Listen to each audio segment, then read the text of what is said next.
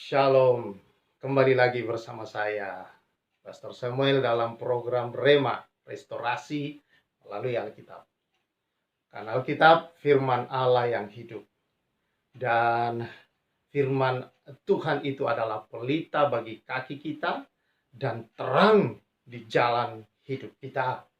Saudara yang tidak tahu arah jalan hidupmu, firman Allah itulah yang meneranginya, supaya perjalanan hidup kita senantiasa berjalan tidak dalam kegelapan, tetapi dalam kepastian karena ada tuntunan Tuhan yang menyertai kita. Nah, demikian juga dengan bangsa Israel, saudara-saudara. Bangsa Israel dalam Keluaran pasal yang ke-26, jadi kita sudah sampai pada kitab Keluaran 26. Tuhan menunjukkan kepada Musa dan menyampaikan supaya bangsa Israel membangun bait suci, ya, kemah suci, saudara-saudara, untuk mereka dapat menyembah Tuhan di sana. Dan begitu detailnya Tuhan memberikan kepada Musa bahan-bahannya, ukuran-ukurannya, saudara, tinggi, panjang, lebar, luasnya, semua. Dan itu dilakukan oleh Musa. Dan Tuhan memberi hikmat orang-orang tertentu di antara mereka memiliki kemampuan, saudara, untuk bisa membangun itu dengan ukuran tepat seperti yang Tuhan berikan kepada mereka. Semua isi-isinya. Dan apa yang mereka pakai membangun, saudara, di padang gurun, dari mana mereka memperoleh bahan? Bahan itu telah disediakan oleh Tuhan sendiri. Ketika mereka keluar dari Mesir, orang Mesir memberikan kekayaan mereka, emas, perak, kain, dan berbagai macam benda-benda yang mahal, harta kekayaan pada masa itu. Dan itu yang mereka pakai dipersembahkan untuk membangun kemah suci Tuhan. Ini, saudara-saudara, menyadarkan kita bahwa apa yang Tuhan berikan kepada kita bukan untuk pribadi kita saja, tetapi adalah untuk membangun kemah Tuhan, bait Tuhan. Ya, baik itu bait Tuhan secara fisik, yaitu pembangunan gedung, gereja atau pelayanan, dan itu juga, saudara, secara rohani. Kita harus memperhatikan bahwa berkat-berkat yang Tuhan berikan adalah harus bisa digunakan untuk membangun kehidupan rohani kita juga, saudara. Ya. Dan saudara yang saya kasihi di dalam Tuhan Yesus Kristus, itu semua diberikan oleh Tuhan untuk digunakan untuk hal-hal yang berguna dalam kehidupan kita ini. Nah, saudara yang saya kasihi, ada yang menarik di dalam kemah suci itu. Dalam kemah suci itu ada kata tabir, ya, yaitu dibuatlah tabir.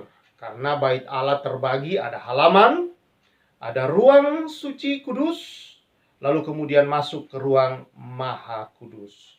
Nah, antara ruang tengah ini yang ruang kudus dengan ruang yang maha kudus, disitulah dibuat tabir, saudara-saudara.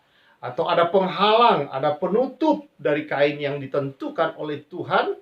Lalu kemudian di balik tabir itu, yaitu di ruang maha kudus, disitulah ditempatkan tabut Allah, di mana di tabut itu, saudara, isinya di sana kemudian kita tahu itu adalah 10 hukum Taurat, yaitu 2 loh batu itu, lalu kemudian tongkat Harun yang berbunga, saudara-saudara, dan manna, yaitu roti yang Tuhan berikan dari surga. Nah, ada yang menarik dalam 2 hal ini, saudara, yaitu selain tabir dalam ayat 31, haruslah kau buat tabir dari kain ungu tua dan kain ungu muda, kain kirmisi, lenan halus yang dipintal benangnya. Haruslah dibuat dengan ada kerupnya, buatan ahli tenun. Haruslah kau menggantungkannya pada 4 tiang dari kayu penaga yang disalut dengan emas, dengan ada kaitannya dari emas berdasarkan 4 alas perak. Haruslah tabir itu kau gantungkan pada kaitan penyambung, ya, tanda itu, dan haruslah kau bawa tabut hukum ke sana, ke belakang tabir itu. sehingga tabir itu menjadi pemisah bagimu antara tempat kudus dan tempat maha kudus. Tutup pendamaian itu haruslah kau letakkan di atas tabut hukum di dalam tempat maha kudus. Meja itu haruslah kau taruh di depan tabir itu, dan kandil itu berhadapan dengan meja itu pada sisi selatan dari kemah suci, dan meja itu haruslah kau tempatkan pada sisi utara. Nah, ada dua hal. Ada tabir dan ada tutup pendamaian. Nah, saudara-saudara, tabir ini adalah pemisah yang membuat saudara-saudara tidak semua orang bisa masuk ke dalam ruang maha kudus. Ruang maha kudus di mana tabut Allah, yaitu lambang daripada kehadiran Allah di tengah bangsa Israel. Hanya imam besar 1 kali 1 tahun yang masuk ke sana, saudara-saudara, dengan membawa darah domba. Lalu darah itu dibubuhkan di atas apa, saudara? Di atas tutup pendamaian. Nah, kalau ini adalah tabut Tuhan, saudara, contohnya, maka ada tutupnya. Di atas tutup itu ada kerup. Ya, kerup atau lambang daripada kehadiran Allah. Kerup ini dengan menatap ke bawah. Nah, saudara-saudara yang saya kasihi di dalam Tuhan Yesus Kristus, bahwa di dalam tabut itu berisi tentang 10 hukum, 2 loh batu, dan di dalamnya saya katakan tadi ada juga, saudara-saudara, akan manna, yaitu roti yang Tuhan berikan mereka makan di padang gurun, dan juga ada tongkat Harun yang berbunga. Nah, ketika hal ini adalah lambang, saudara-saudara, bahwa 10 hukum atau 2 loh batu itu adalah lambang daripada pemberontakan Allah terhadap moral manusia. Pemberontakan manusia terhadap moral yang Tuhan telah berikan. Bagaimana manusia, saudara-saudara, tidak lagi hidup dalam moral yang benar. Ini adalah dosa moralitas. Dan yang kita lihat yang kedua adalah ada tongkat Harun, saudara-saudara, adalah lambang daripada pemberontakan manusia terhadap pemerintahan Allah terhadap hidup mereka. Mereka tidak ingin lagi diperintah oleh Allah dan diatur oleh Allah. Dan saudara yang saya kasihi, pemberontakan manusia terhadap penyediaan Allah, penolakan manusia terhadap penyediaan Allah, yang membuat manusia harus bekerja keras sendiri, mengandalkan kekuatannya sendiri, dan itu berada di bawah kutub, saudara-saudara. Itu adalah lambang daripada manna. Itulah sebabnya manna, saudara-saudara, artinya apa itu? Ini membosankan, kata mereka, saudara-saudara. Mereka menolak penyediaan Allah dalam kehidupan mereka. Inilah dosa-dosa pemberontakan yang ada di sana. Namun, saudara, dosa ini ditutupi oleh tutup pendamaian. Saudara yang saya kasih dalam Tuhan Yesus, tutup pendamaian berbicara tentang Yesus, saudara. Dan Yesus inilah oleh darahnya, saudara-saudara, karena imam membawa darah domba yang sudah disembelih di halaman ke dalam, lalu kemudian menyiramkannya, membubuhkannya di atas tutup pendamaian, melambangkan bahwa darah Yesus telah menutupi semua dosa manusia, menghapuskan, menutupi semua dosa dan kesalahan, kejahatan manusia yang ada di dalam tabut itu. Sehingga Allah dalam gambar kerup itu, saudara, di atas tutup itu yang memandang ke bawah tidak lagi bisa melihat dosa. Tetapi dia melihat manusia dari kacamata darah Yesus yang ada di sana. Yesus telah menutupi. Makanya dikatakan dalam Mazmur, berbahagialah orang yang dosanya ditutupi, dihapuskan, yang tidak diperhitungkan kesalahannya. Wow, saudara-saudara. Dan hanya Yesus yang bisa melakukan itu, dosa diselesaikan.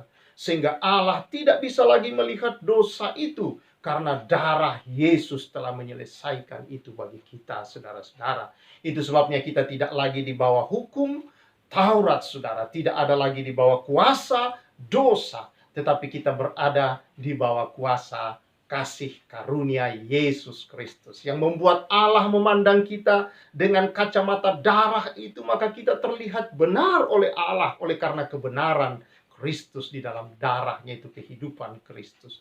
Kita kudus oleh karena darah yang menguduskan kita. Kita benar oleh karena dibenarkan oleh kebenaran Kristus, saudara.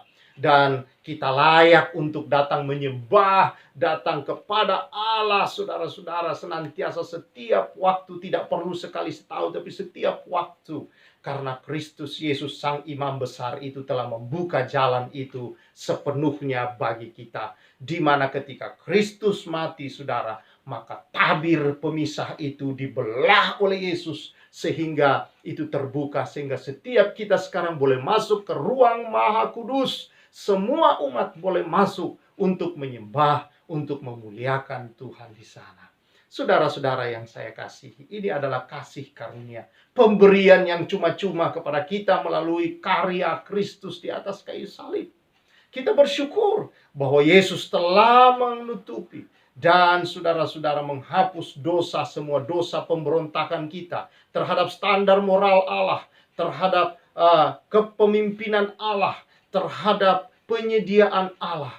Saudara, kita diampuni atas semua itu. Dan oleh karenanya, saudara, kita senantiasa dapat datang bergantung, dan Allah telah menyediakan pengampunan, Allah telah menyediakan kuasa kasih karunia untuk membuat kita tidak lagi hidup dalam dosa dan pemberontakan, dan senantiasa taat, setia, dan melayani Allah dalam hati yang telah dikuduskan, yang telah dibersihkan oleh kasih karunia Tuhan. Haleluya. Puji Tuhan, saudara. Dan dalam kehidupan kita, kita tidak perlu takut karena Allah telah menyediakan semua melalui Kristus Yesus yang sudah bangkit. Dan Dia, saudara-saudara, telah menyediakan segala sesuatu, dicurahkannya dari surga melalui Yesus Kristus. Di dalam Efesus 1 ayat 3 dikatakan, syukur kepada Allah di dalam Kristus Yesus yang telah mencurahkan semua berkat rohaninya dari surga. Tidak ada yang tersisa, saudara. Semua telah dicurahkan bagi kita. Untuk kemuliaan Dia, namun juga untuk kemuliaan hidup kita. Untuk kita tahu bahwa betapa berharganya hidup kita, betapa mulianya hidup kita, saudara. Dan betapa kita sangat dikasihi oleh Tuhan Yesus Kristus. Oh, puji Tuhan, saudara-saudara. Karena itu, saudara, kita bersyukur kepada Tuhan akan hal ini. Dia sudah menyelesaikannya. Tabir itu sudah dibelah oleh Yesus melalui kematiannya. Dan Dialah tutup perdamaian itu. Oleh darahnya, Dia mendamaikan kita kembali dengan Allah Bapa di surga. Dia bahkan menjadikan kita anak-anaknya, dilahirkan, diciptakan baru di dalam Dia, saudara.